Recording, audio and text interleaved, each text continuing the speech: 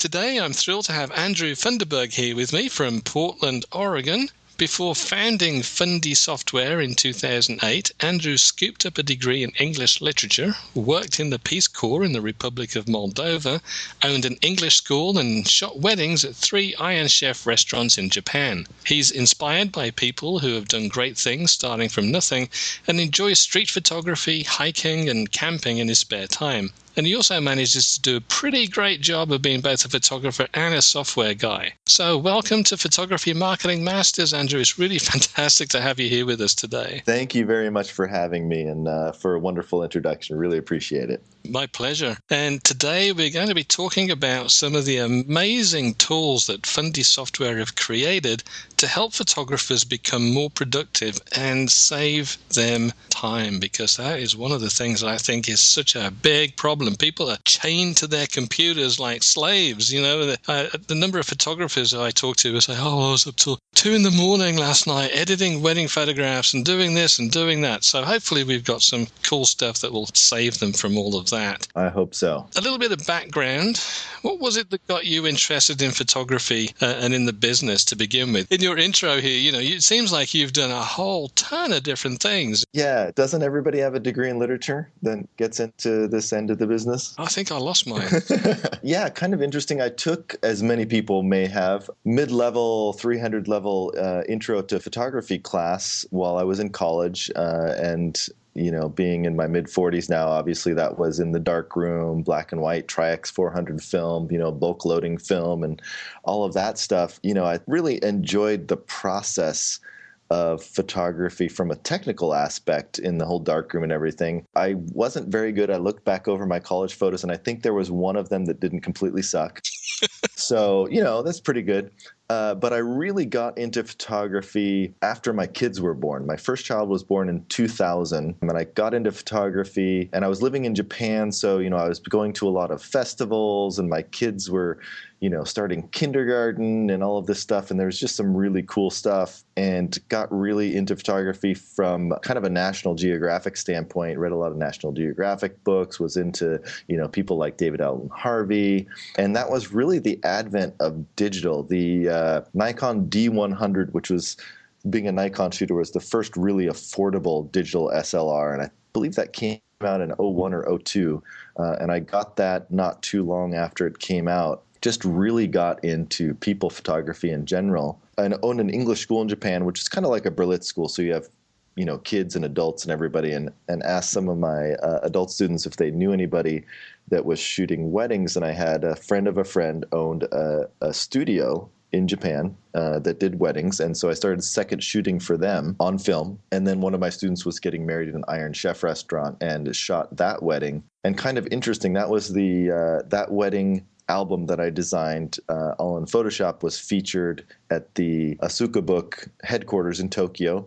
And then after that wedding, the Iron Chef restaurant asked me to contract as an individual shooter for their weddings at their restaurants. And in Japan, you have to be contracted with the venue to shoot there. So that was kind of the birth of my wedding photography business. I understand that Japanese weddings are really something to photograph. They're kind of, a real interesting type of event. I had one wedding couple who I photographed their wedding here in the United States, but then not long after that, they went back to Japan to do a wedding over there. Mm-hmm. And there was a point where they were saying, come with us. We'll pay for you to come to Japan and photograph this wedding over there. But they, as you say, the photographers have to kind of be contracted with the venue, and it didn't really work out. Yeah. But I saw the photographs afterwards, and it looked like a really fascinating and interesting event, quite different to what we have over here. It is. It's, partly steeped in tradition, and then partly, somewhat fake pageantry sometimes. They're very scripted events. Mm-hmm. And, the wedding planner is kind of instructing the bride and groom through the entire process. Really interesting. Some really great customs. One of my favorite customs, at the end of every wedding, the bride would read a goodbye letter to her parents,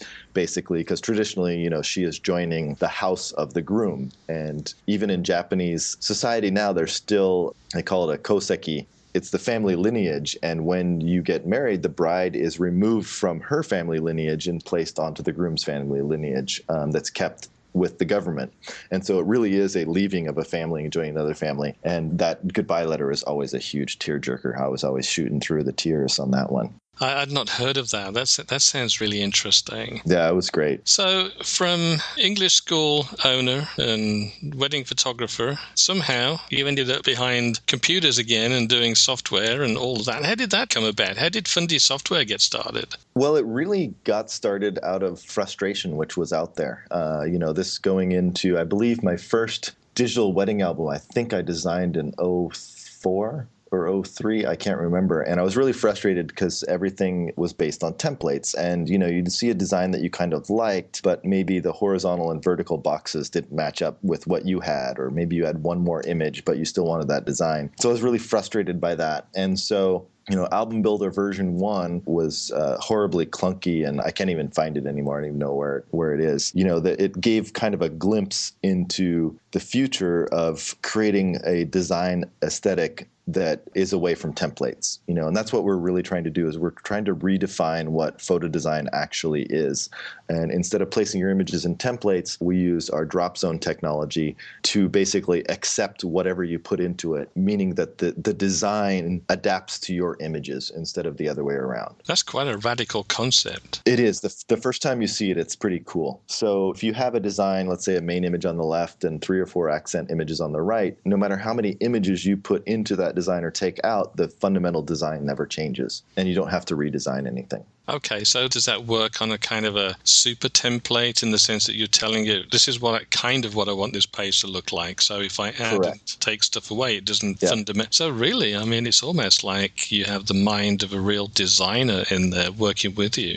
Exactly. So we have, for example, one template, one design concept might be, a full bleed image covering the entire left page, and then a 1-inch margin around the edge with a drop zone there that you can put in as many accent images as you want. And so that one design concept can replace literally a million templates, because if you take the combinations of verticals and horizontals in just that accent area, or changing those images to square, it replaces over a million different combinations. But we can have just one design concept that can replace those templates. To give people an overview of what Fundy Software does overall, I know you have quite a few different products and pieces of software that you offer. We'll go through some of them in a bit more detail in a bit, but can you give us a kind of an overview of what the software that you have is? So the main product is Fundy Designer, which is one desktop application. And within that, there's different modules you can activate. Some of them are free, some of them are paid for. The main module is Album Builder, which is the album design software. And then we include sizes from basically 70 different labs. You can design for all of those. The bleed and the cut lines are all in there, etc. And then we have Blog Collage, which is basically like a mini album builder for building web collages for Facebook or your blog. Just a really quick way to tell a story really quick to share with your clients or potential clients. Image Brander is, I think, probably the most sophisticated watermarking tool in the industry. Lets you watermark and brand all of your images to prep them for your blog or social media. In 2015, we'll be introducing Gallery Designer, which allows you to create wall collages, over, let's say, a fake sofa, and you can design 3 or 4 images on the wall, whether they be for framed prints or canvas or metal prints, as a selling tool for your clients. And then after that, we'll be doing Canvas Designer, which is basically the same thing except for only one canvas with multiple images on it. Card Designer will be coming up. And basically our goal is to bring all of these design products that photographers need to create for their clients, whether they be save the date cards, signing books, wedding albums, wall collages, get them under one hood. And then in January, we're launching Fundy Direct, which will connect all of the major labs, both within the United States and outside the United States, for direct ordering from within the application. So there's no disconnect between designing a book, exporting it, and then going into some Rose system or online ordering system for ordering the albums or wall art or cards. All of these are sort of individual pieces of software right now, and your aim is to bring them under one big umbrella, but will people still be able to get them individually? Yes. Well, they're all under an umbrella. So they're all within one desktop application. So they're just modules within the desktop application, and then users can choose what they want to purchase and what they don't want to purchase. When you started the company back in 2008, what were the big problems that you could see that the software aims to solve, other than dealing with the template stuff? One of the things that we've always been focused on is speed to the end result. I think there are a lot of programs, and maybe they're not even in, for example, the photo design space. Maybe they're image editing programs, whatever. There are a lot of programs that let you do something to a photo or photo design to create something beautiful, but it's very hard to do that on a repeating basis. For example, like Lightroom is a great example of something that allows you to do something very, very good to a photo, but also batch apply that to a bunch of different photos, right? So when creating our software, we always concentrate on the end result first. So basically what I do is I go through and for example, like this design, I studied thousands and thousands of album design layouts, and we pared those down to what are the really beautiful layouts, what layouts are part of albums that won Album of the Year, PPI. And then we backwards engineer that and said, okay, so how do we get to this end result as quickly as possible with giving the end user as much flexibility as possible? And then the result is, people really don't believe me, but I can design a really, really nice album that the client is going to love in about 15 minutes. I know that sounds crazy, but it's really kind of true. Sounds fantastic. I don't know about crazy. Last wedding album I had put together took me, I'm embarrassed to say now, it took me about 6 hours. Even with a lot of tweaking and really just being really nitpicky, you're looking at an hour at the most. I guess I have to ask you this then. So with something that's created in such a short time frame, usually the trade-off with that kind of behavior is you sort of sacrifice uniqueness in one sense. So how do you mitigate the risk of everyone's albums kind of looking the same, other than just having different photos in them? That comes down to the manual control. Within each image and within each drop zone, there's a ton of manual control. So with just moving a few sliders here and there, you're able to really change the look and the feel of the images. That said, to frame that question another way, let's take a look at images themselves, color images, black and white, whatever.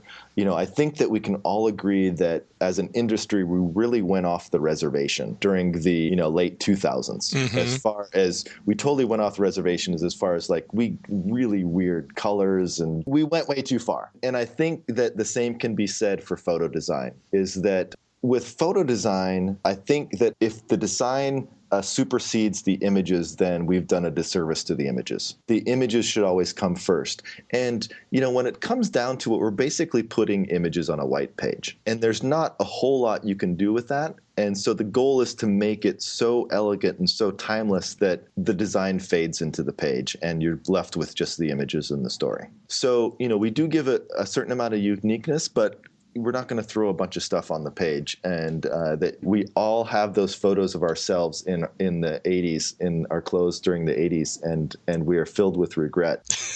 and we don't want our clients to be filled with that same regret when they view their wedding album. I had all those photographs of me like that locked up in a deep vault, buried 10 miles underneath the Arctic tundra. Teal was one of my favorite colors in the 80s, and that shines through. It's not just about photos and a page, though, is it? I mean, are there embellishments that people can add to the design, or is that gone out of the window with a lot of that other stuff? That is one of the things that we're going to be adding throughout the year next year. In January, we're going to be adding, I believe, 20 professionally designed backgrounds, some embellishments, but we really want to concentrate on doing it in a very tasteful way. Again, I think that the goal is, and this is kind of a personal goal, the goal is we want the end client to love their album 20 years from now, just like on the day they got it. And part of that is creating a very timeless look. So if we take a page, for example, out of a book, and we start at the bottom and we work our way up, essentially we've got a background,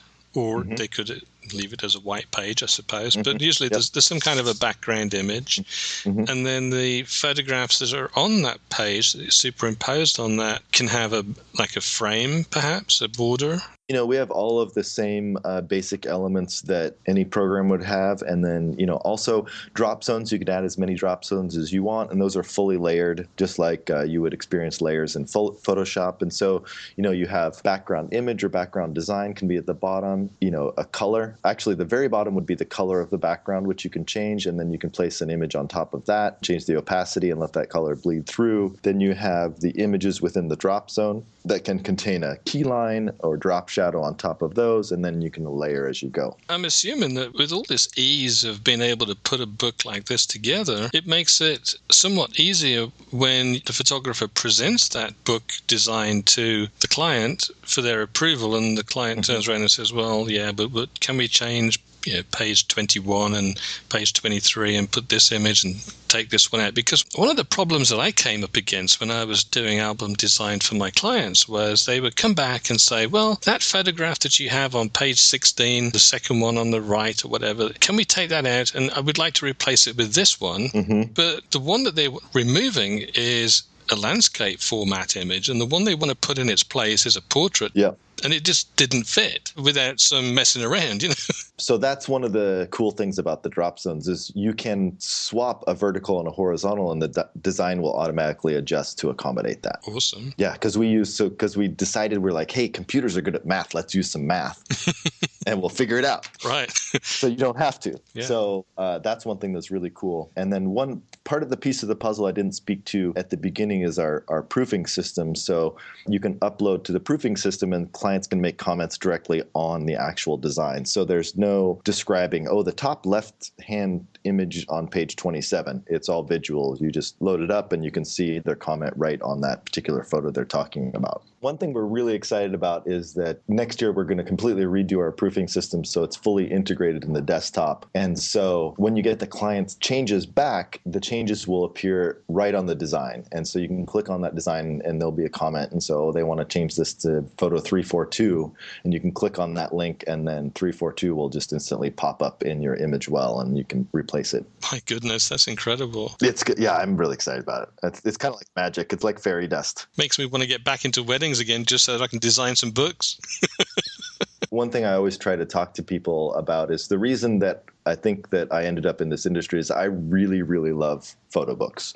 Whether they're for a wedding or clients, I design a personal yearly book every year with my family and my kids, and what vacations we took and all of that, because I think it's very important for people to document their lives in book form, because we all know we lose photos on the cloud or the computers or whatever, and we'll even lose prints, but books just stay there on the shelf. They're always ready for us to open. Photo books, when they're closed, they won't start fading for probably 300 years. So they're a great legacy, not only for us. And that's one thing that when I was shooting weddings, I would tell my clients, anytime a client would say, well, we don't want a wedding album, I would say, it doesn't matter if you want one or not. The wedding album isn't for you. It's for your kids and your grandkids, Very true. So, I think it's important for all of us to document our lives for, our own grandkids and, our own legacy for our own lives. And so, the easier we can make that for the photographers, the greater chance that more photographers are going to design wedding albums for their clients and portrait albums and pass those along and help create those family legacies. There's lots of different manufacturers of books. We've got Graphic Studio, Black River Imaging, all these people. New ones springing up every week. Exactly, yeah. So does the software have built-in dimensions and, the bleed edges and all that kind of thing? So we have the built-in dimensions. I believe we just passed 70 labs and album companies with built-in sizes. Well, that sounds pretty comprehensive. And then you can always design a custom size if your size isn't included. I know there's some people, we have some people that live in Europe and they do a custom size because they print all of their album pages themselves and then send it out to a local binder. So you can do any size you want. Sounds like you guys have thought about just about everything. Will it make my tea for me? That's my question. We're working on that. Okay. We're trying to interface with some tea makers, and so. Fantastic. So let's talk about some of the other cool things that you've got going on here too, like the blog collage. And you mentioned that that's a great way to create a good experience for readers on a blog. So I'm looking forward to hearing more about this because I'm huge on blogging, as people know. Okay, I'm like, if you cut me open, it says WordPress all the way through. Nice. As you know, sometimes with WordPress, it can be frustrating getting images to line up correctly and do what you want, right? So WordPress is, some issues. So the main thing that I've discovered is, especially we're at a trade show and, we're talking about blog collage, people are like, oh, I should get that, but I won't because I never blog. That's kind of the reason you should get it.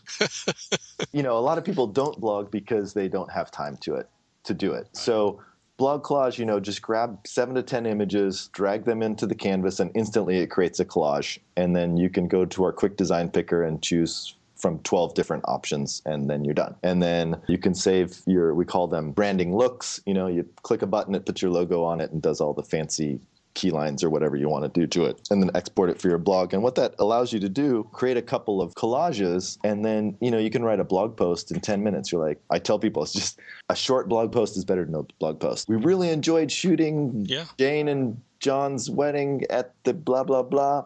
Here's some fun pre-wedding stuff, and then here's some fun shots of the ceremony. We love shooting your wedding.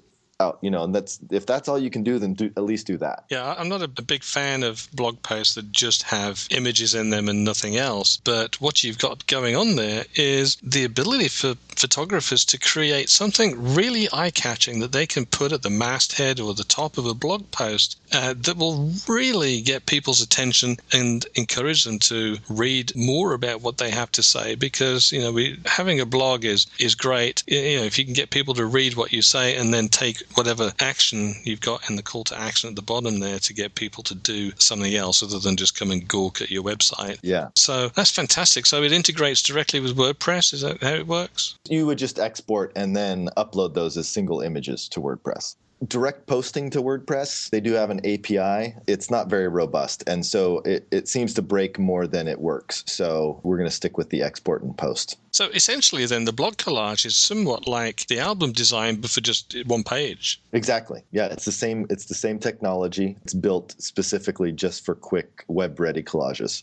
Each module also has a post to Facebook button. So, if you can just do a quick collage and post directly to Facebook or export and post anywhere on the web. Image Brander. You talked about that as being a really good way of adding watermarks and that kind of thing. So what's different about this than just grabbing a layer in Photoshop and sticking it on top of a photograph? Basically, imagine anything you can imagine with multiple layers on top of things in Photoshop. We just make it a lot faster and easier, and then being able to batch apply that to a bunch of images all at the same time and make it look good no matter the dimension of the image. So we automatically calculate the math for the horizontals and verticals and squares, et cetera. And then with a click of a button, you can breeze through, 500, 1,000 images. Yeah, that helps. Right. So again, it's a time saver. And, getting back to that, it's, for example, designing albums. We're not doing anything that you couldn't do in layers in Photoshop. Mm-hmm. The same with blog collage and the same with Image Brander. We can just do it a whole lot faster and give you a lot more flexibility. That's the key thing, is the time. Because I know,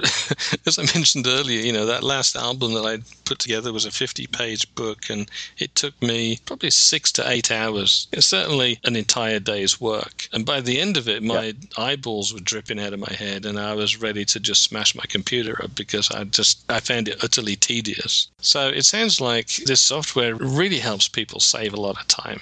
To give you an idea, we actually, right before this podcast, we did a webinar with Miller's Lab. The whole webinar was about 40 minutes. And during that time, we explained how the software worked and then designed a 40-page album in 40 minutes during a webinar. A gallery designer, that was another one that you mentioned at the beginning. And I think you said that's coming out in January. Is that right? Gallery designer will probably be in the summer. We wanted to get it out this year, but we had some more refinements we wanted to do with Album Builder before we started on that project. And with the same core drop zone technology, designing wall art for your clients. I want 3 or 4 images as canvas canvases up on the wall at different sizes, and then being able to do that quickly, giving your clients a few options quickly, and then once they've decided what they want to order, we will automatically crop everything to fit and send it off to the lab. See, again, this is another big time saver because, and not only that, it helps to visualize the whole thing. If you want to create a set of 5, 7, or 9 or so gallery wraps to put on a wall in someone's home, then it really helps to be able to see how they fit together on the wall in a display, and also the overall kind of design aesthetics, I guess, how it kind of looks as a set. Which is kind of hard to do. I mean, you can do it, like you say, you could mock something up in Photoshop, but why spend 3 days doing that when you could do this in probably, a few minutes? And there's, and there are other programs that can mock this up, but they're all based on templates. And so if you have a design all set up and the client says, oh, I want to add one more image, well, you have to start from scratch instead of just dragging another image, and then Gallery Designer will adapt to that new cluster of images and create things for you automatically and give you choices. How can this suite of software help with someone's marketing, let's say, for their business? One thing is since most of what we create is for the end product, we help a lot with sales. A couple stories.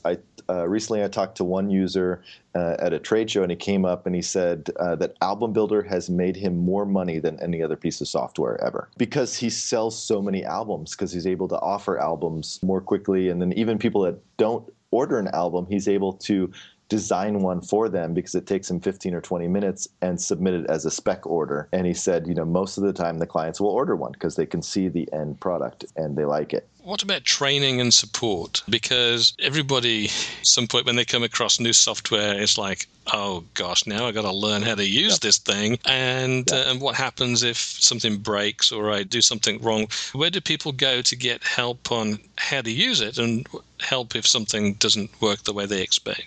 Exactly. So we have on the website, you just click on the support link. We have video tutorials, extensive video tutorials, and then searchable manuals for, learning the functionality and finding more about the functionality. And then we have a fully in-house support team on call, ready for your questions. And, we can go as far as doing screen shares live with you to resolve any issues and, talking on the phone, etc. But everybody's in-house, which is really important for me because I hate getting put through to a call center or, something like that. And I know you guys have a really great Facebook page too that's very active. You keep up with a lot of stuff on there too. Having worked as a photographer, we really view photographers as a community of people that we like to be involved in that community. So, we're really like being part of that community. And, a big part of that is support. We want, if you're having pain, with something not working, we want to help you get over that and move on and get things done. Fantastic. Well, it sounds awesome, Andrew. I mean, it sounds like you've got an amazing suite of software there that can really help not just in the creative process, but also help people to save a lot of time and stop them from having to stay up until 3 o'clock in the morning. They can actually... And make more money, yeah. Yeah, they can go to bed, get some sleep, and make some more money as well, make more sales, and have more time to go out and do what they should be doing, which is taking photographs and creating great work for their clients. So great job. I think you guys have hit a home run on this one for sure. Oh, thank you. And also remember, we have a free trial, and the trial never ends, just keeps going on forever. The only difference